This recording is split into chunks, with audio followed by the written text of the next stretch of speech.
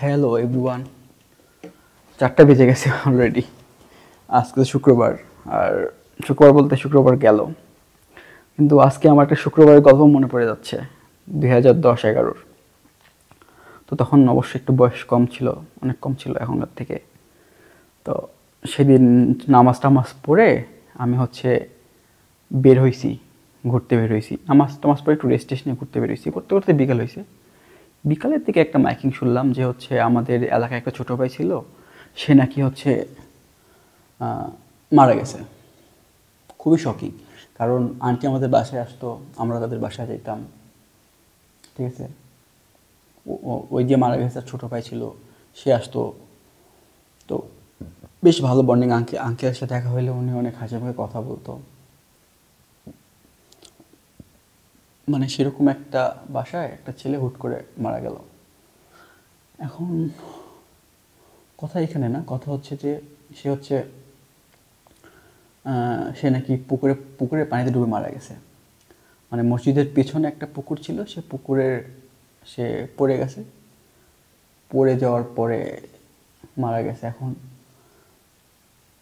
Interesting fact হচ্ছে এখানে, ওই দিন ও যখন মারা যাচ্ছিল তখন নাকি পুকুর পাড়ে ওকে বাঁচানোর মতো লোক ছিল, ঠিক আছে, কিন্তু তারা তাকে বাঁচাতে নামে নাই।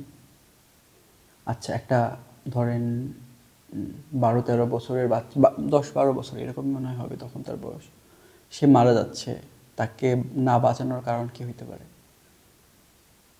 মানে একটা খুব স্ট্রং একটা রিজন থাকতে হবে, তাই না? আমি বলি ঘটনার কারণটা কি।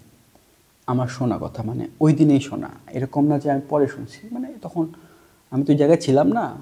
মানে মারা যাওয়ার পর তো অনেক কথা হয় এখানে সবাই, বাট আমি কথাটা এভাবে বলা হয়েছে যে অনেক অনেক জায়গা থেকে আসছে, তো না আমি বিশ্বাস করে ফেলছি।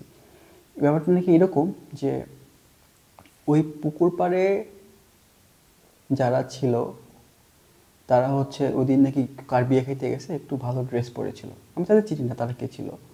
তো ড্রেস মানে সুন্দর মতো ড্রেস ট্রেস পরা ছিল, সুটেড বুটেড যেটা বললাম। হ্যাঁ, তো ড্রেসটা নোংরা হবে জন্যে মানে ফার্স্ট অ্যাকশনটা নেয়নি, পানিতে নেমে বাচ্চাকে উঠানোর। আনবিলিভেবল একটা ব্যাপার, মানে কেমনে সম্ভব?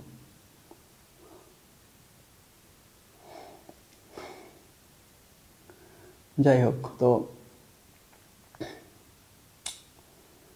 এই তো একটা ড্রেস বাঁচাই না, একটা বাচ্চা মারা গেল। এখন ইন্টারেস্টিং ব্যাপারটা এখানেই শেষ না। এবার একটু বাস্তব বর্তমানে ফিরে আসি।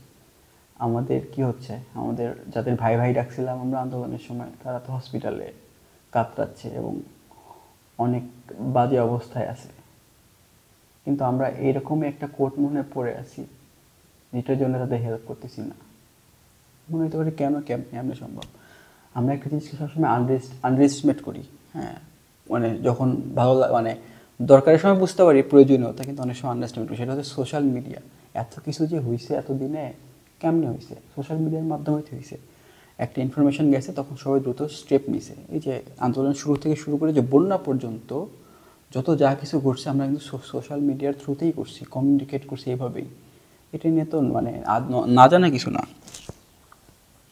তো এখন আমি দেখতে পাচ্ছি যে আমরা মনে হয় মানে কোনো ফুটেড ফুটেড কিছু একটা পড়ছি নাকি, যে এইগুলোর ব্যাপারে পোস্ট করা যাবে না, এগুলো পোস্ট করলে মানে আমার ফেসবুক ওয়ালটা দেখতে একটু খারাপ লাগবে, নাকি লাইক কম পাবো। মানে ঘটনাটা কি আমি আসলে বোঝার চেষ্টা করতেছি, আমি বুঝতে পারতেছি না। হ্যাঁ, আমার কাছে জিনিসটা খুবই অদ্ভুত লাগতেছে।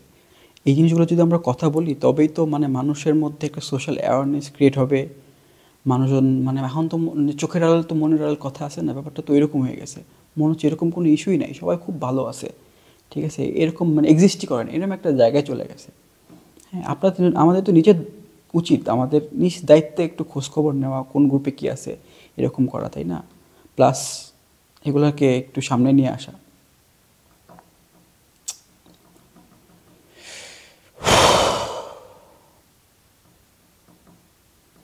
তো যাই হোক, মাঝে মধ্যে মনে হয় যে বেশি জ্ঞান দিয়ে দিচ্ছি। হ্যাঁ, আমি মনে হয় এগুলো নিয়ে একটু বেশি বেশি বেশি বলতেছি। পরে আমি কিন্তু কয়েকজনকে ফোন দিছি আজকে রাত্রেবেলায়। আসলে আমি কি একটু বেশি ওভার হাইপ ইস্যুটা নিয়ে, এটা কি আসলে এরকম না, মানে ঘটনা কি, মানুষ কথা বলতেছে না কেন? সবাই বললো যে না, ঘটনা আসলে সঠিক, এটা নিয়ে তো কথা বলা উচিত, এই চিকিৎসা তো আর 1 বছর পরে করা যাবে না, আর সবার তো টাকা পয়সার অবস্থা খুব ভালো না, সেটা তো দরকার।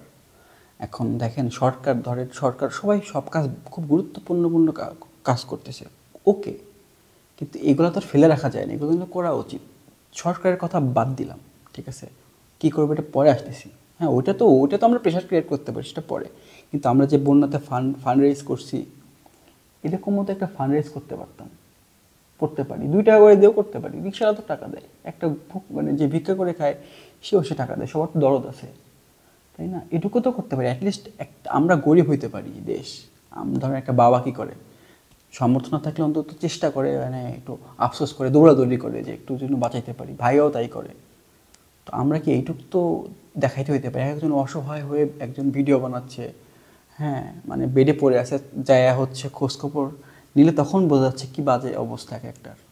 হ্যাঁ, খুবই ডিস্টার্বিং একটা ব্যাপার কিন্তু।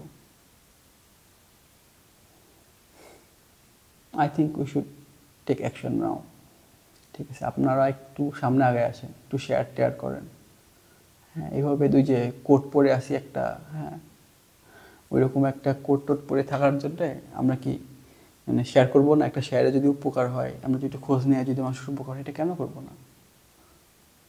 আমরা তো এমনি এমনি ভাই ডাকি নেই তাদের, তাই না? এই সময় থাকতে হবে না? যাই হোক, আমার মনে হয় মেসেজটা হয়েছে যেটুকু আছে। আমি আসলে স্ক্রিপ্টের নামে আসলে নিজেও আর কথা বলতে ইচ্ছে করছে না।